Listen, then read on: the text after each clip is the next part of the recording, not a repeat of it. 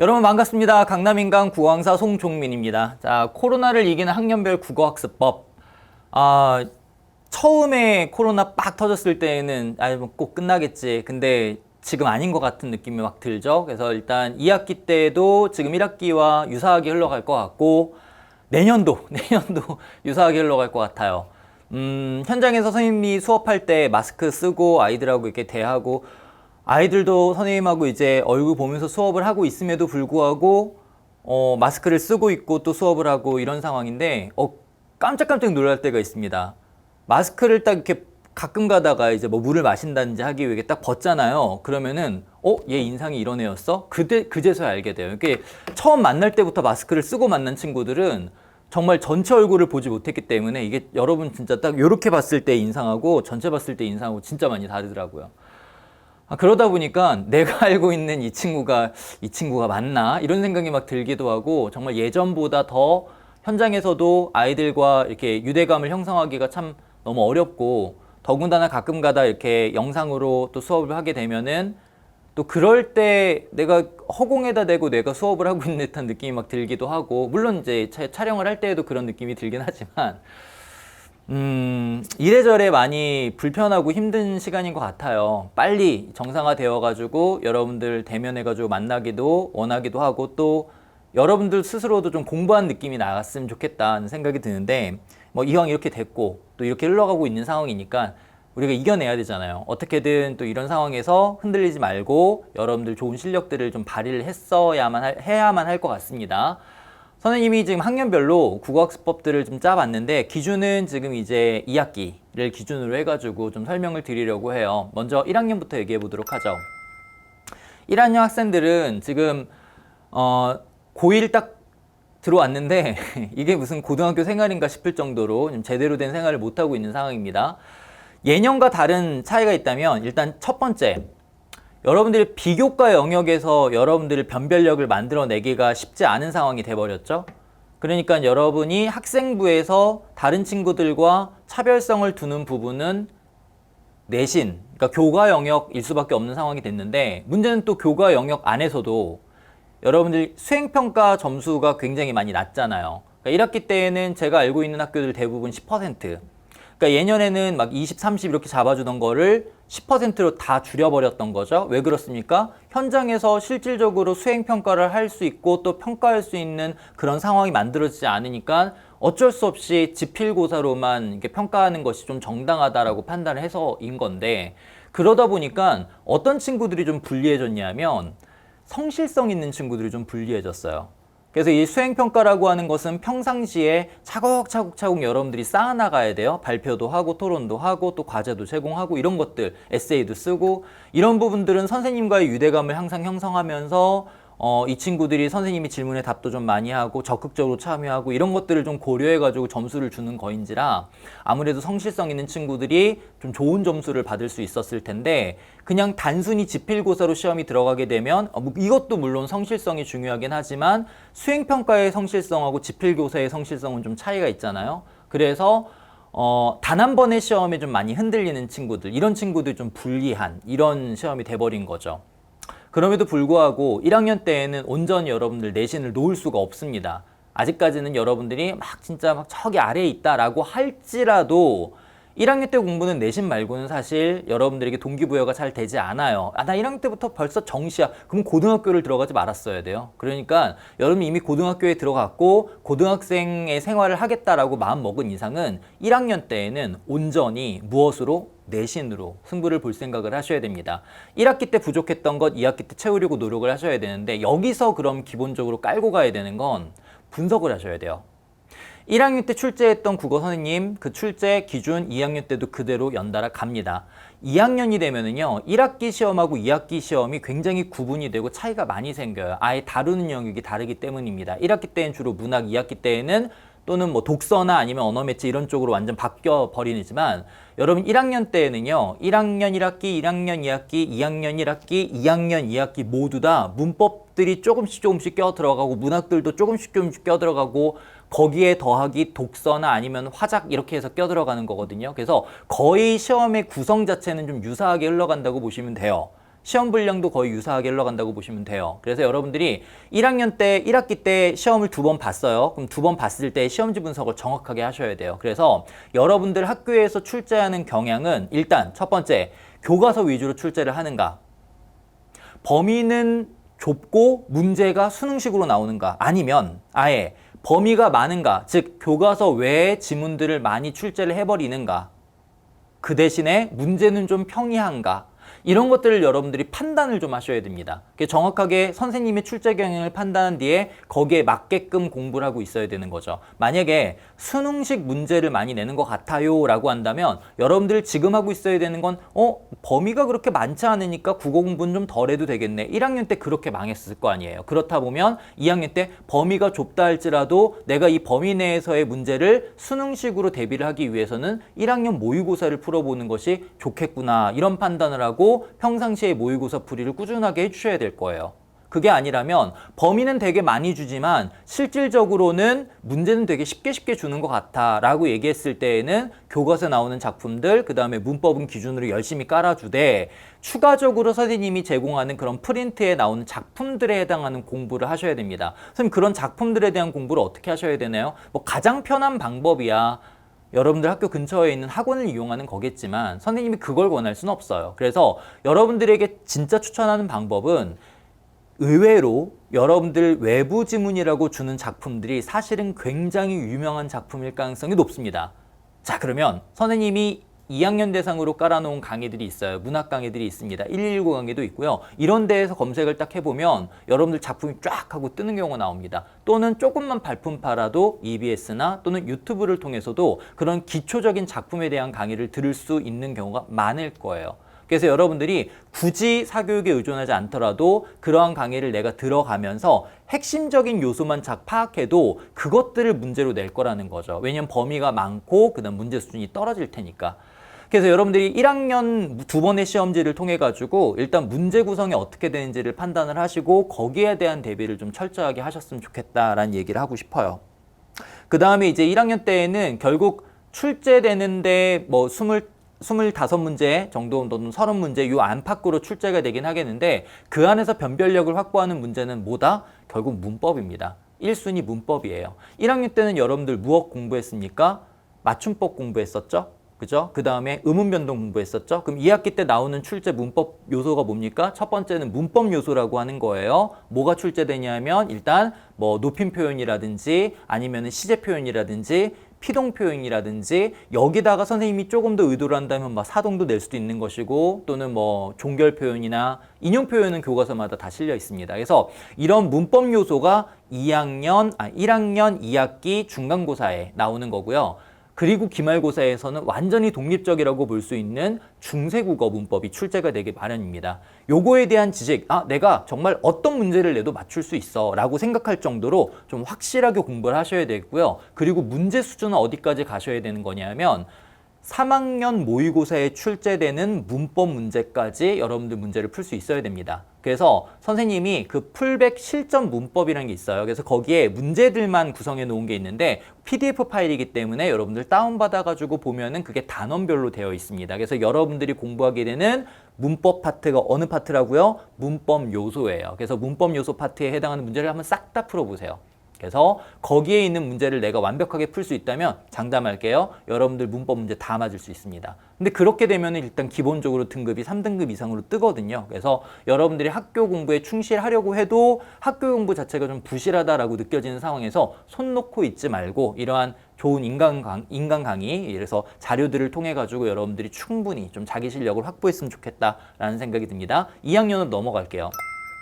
2학년 학생들은 1학기 때에는 문학을 공부했잖아요. 그렇죠? 이제 문학은 문학답게 공부를 했어야만 하는 거라면 자, 2학기 때 이제 뭘로 넘어왔습니다. 뭘로 넘어왔습니까? 학교별로 좀 차이가 나죠. 어떤 학교들 한 선생님 조사해 보면은 한 10분의 8 정도는 독서 교재를 선택을 하고 있어요. 그 다음에 10분의 2 정도는 언어와 매체라고 하는 교과서를 선택을 하고 있더라고요. 그래서 독서 교과서는 독서 교과서만 가지고 절대 수업 안 합니다. 그럼 독서 교과서만 하는 게 아니라 기출 가지고 출제를 하는데 2학년 기출 가지고 잘 안 하고요. 벌써 3학년 기출 모의고사를 가지고 비문학 지문을 선택하여서 그걸로 출제하는 경향을 보이곤 해요. 근데 여러분 그거는 여러분 두려워할 게 아니라고 봅니다. 왜냐하면 여러분 모의고사를 볼 때에는 아무것도 정보가 없는 상태에서 출제가 되는 비문학 지문을 풀어야 되는 거지만 여러분 국어 수능에서는 그러니까 내신에서는 어떻습니까?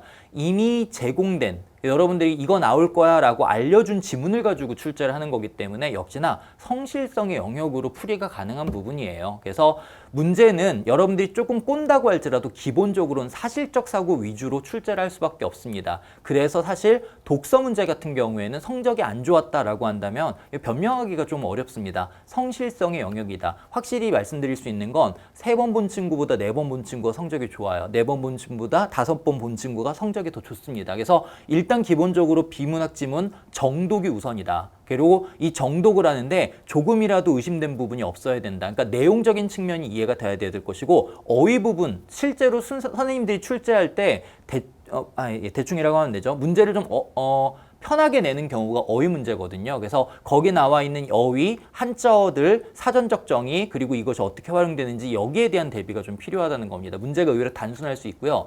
1학기 때 문학 문제가 출제됐을 때 경향성을 2학기 독서에도 연결짓기는 어려워요. 그래서 여러분들이 2학기 중간고사 때 독서 문제가 한번 탁 나왔으면 이 경향성을 빨리 익혀서 기말고사를 준비하셔야 됩니다. 이렇게 해서 출제 대비를 하셔야 되고 언어와 매체 같은 경우에는 문제 낼 거리가 너무나 풍부합니다. 그러니까 문법 전 영역을 다루는 거기 때문에 1학년 때 다룰 만한 조금만 부분이 있었잖아요. 그런 것들이 아닌 전체 영역을 다 다루거든요.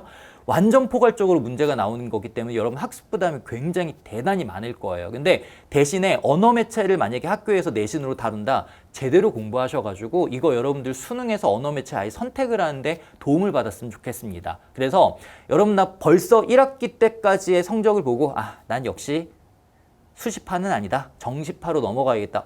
좋은 생각일 수 있어요. 지금 정시 비중이 굉장히 높아졌기 때문에 확실하게 정시로 몰아가지고 정시 공부를 하겠다. 이것도 좋은 생각인데 그렇다 할지라도 만약에 언어 매체가 선택되어 있다면 여러분 이거 제대로 공부해 보세요. 그렇게 되면 여러분들이 수능에서 언어 매체를 선택했을 때 굉장히 득을 볼 수가 있다는 거. 왜? 확실하게 맞을 수 있고 그리고 시간을 빨리 풀 수 있다는 거. 이거 되게 좋은 장점이거든요. 근데 그러기 위해서는 언어 매체를 선택하는 친구는 화법작문 선택하는 친구보다 공부를 확실히 많이 해야 됩니다. 선생님 보통 친구들한테 60시간 더 해야 돼. 이 얘기를 하는데 그 기준은 뭐냐면 선생님이 깔아놓은 강의, 현대문법하고 고전문법 강의가 강의로만 30시간이에요. 그럼 내가 그걸 들었으면 30시간의 복습이 필요할 것이다. 그리고 그 뒤에 문제풀이는 화법작문이나 또는 언어매체나 동일하거든요. 그래서 언어매체 선택하는 친구는 화법작문 선택하는 친구보다 60시간 더 공부해야 됩니다. 근데 그렇게 공부하는 시간을 3학년 때 드릴 수 있을까? 불가능해요.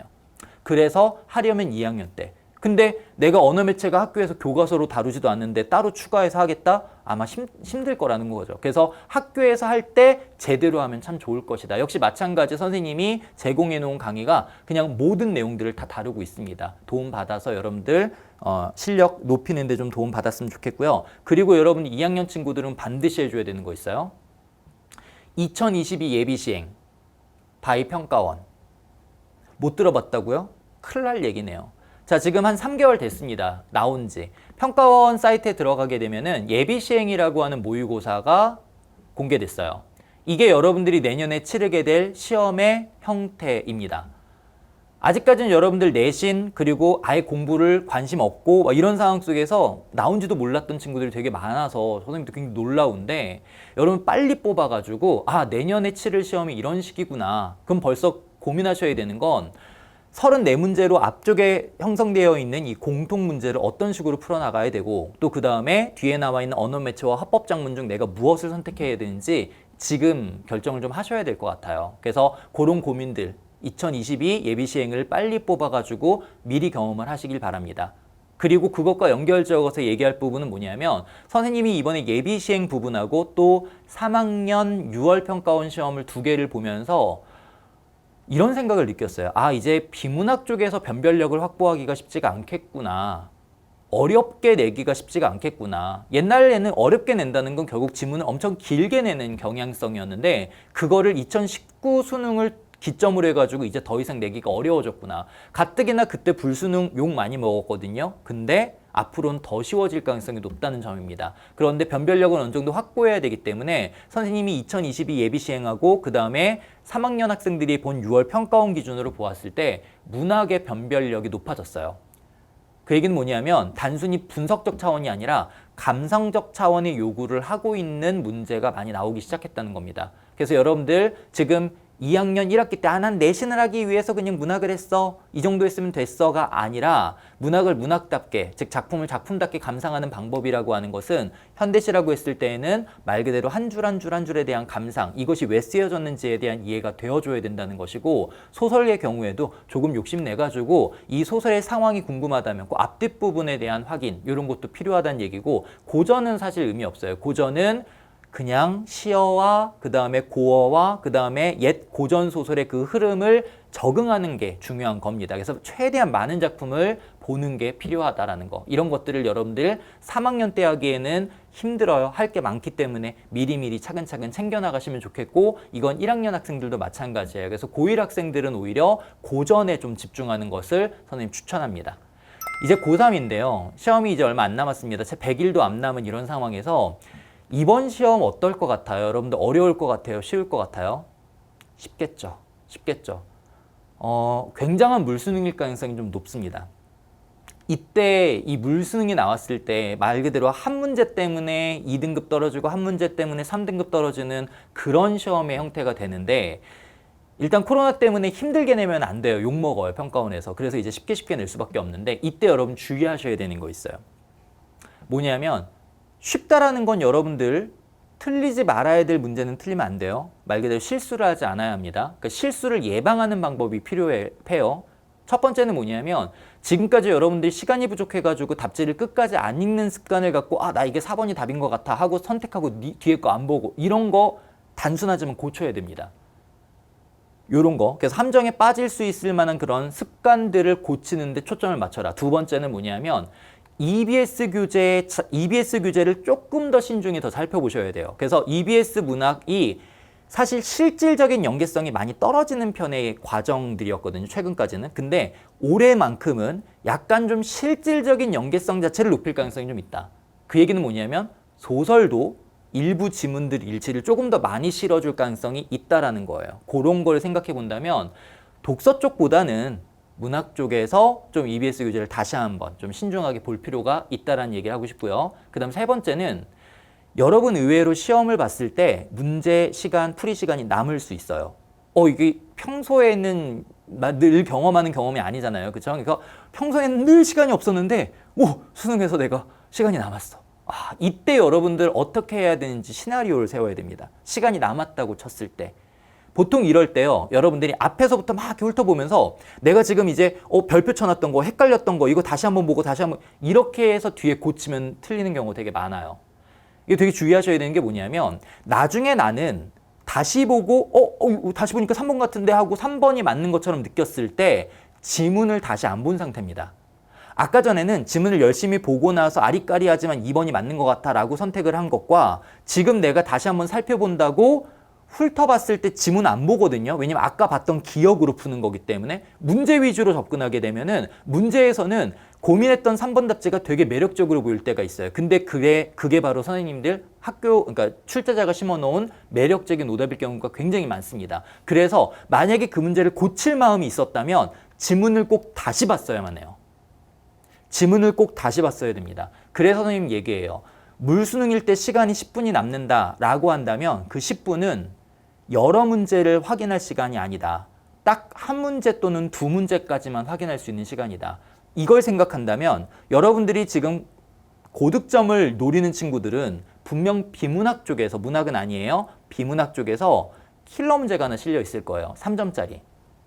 요게 맞느냐 틀리느냐가 1등급을 가릴 수 있는 문제가 될 텐데, 그 문제에 너무 오랜 시간을 들여 투자하고 고민하고 그러지 마시고, 일단 그 문제는 지문을 보고 즉각적으로 3번, 4번 같은데 일단 요 둘 중에 3번이 더 답 같아. 선택하시고 넘어가세요. 그 문제는. 한 문제가 있을 거예요. 넘어가세요. 그래서 끝까지 푸세요. 시간이 남게 돼요. 그럼 10분이 남았어요? 그러면 아주 여유 있는 마음으로 그 지문과 그 문제만을 다시 보면 됩니다. 그리고 그 문제를 맞을 수 있도록 이렇게 고칠 수도 있고 아니면 맞네 하고 유지될 수도 있겠죠. 정답이. 그때 여러분들이 그 문제를 맞게 된다면 이제 등급이 하나 올라가는 거예요. 그래서 분명 선생님 얘기했어요. 시간이 남았을 때를 시나리오를 짜야 됩니다. 별로 그런 경험이 없기 때문에 평상시 그때 막 뒤에 이것저것 고치다가 틀리는 경우가 많을 거거든요. 그래서 여러분 남은 기간 동안에 예상 시나리오를 잘 짜셔야 됩니다. 왜냐하면 시중에 나와 있는 보통 봉투 모의고사 이런 거 좀 어렵게 내줘야 학생들이 좀 풀 욕심이 생기고 그러기 때문에 어려운 편이에요. 등급이 좀 떨어져요. 근데 실제 수능에서 물수능일 경우도 예상을 좀 하고 대비를 해야만 한다라는 얘기를 하고 싶었습니다. 그리고 이제 수능 끝나고 나면은 이번에 논술이 다 이제 수능 뒤쪽으로 막 밀어주고 막 이런 상황이잖아요. 정말 참 너무 많이 변화가 있는데 흔들리지 마시고 이제 내가 가진 점수를 가지고 내가 가진 이제 내신 실력을 가지고 이런 거 가지고 어떻게 조합해서 잘 갈 수 있을까를 고민 좀 많이 하시고 시험 끝나자마자 여러분 흐트러지면 안 됩니다. 논술 준비하시고 면접 준비하시고 그래서 아직 난 수험생이야 라는 마음을 꼭 가지시면서 의외로 성적이 살짝 밀렸지만 이게 딱 뒤집을 수 있는 이제 현장에서 막 논술로 또는 면접으로 뒤집을 수 있는 상황이 만들어지니까 너무 실망하지 마시고 끝까지 긴장감 놓지 말고 도전하시기 바라겠습니다. 이렇게 해서 여러분들 고1, 고2, 고3 코로나 2학기 이렇게 코로나가 닥쳐가지고 정말 힘든 상황인데 2학기 때 여러분 어떻게 대처해야 되는지를 좀 설명을 드렸는데 어떻게 도움이 되셨습니까? 좀 좋은 강의 여러분들 강남 인강에서 만나기를 기대하면서 마치도록 하겠습니다. 수고했습니다.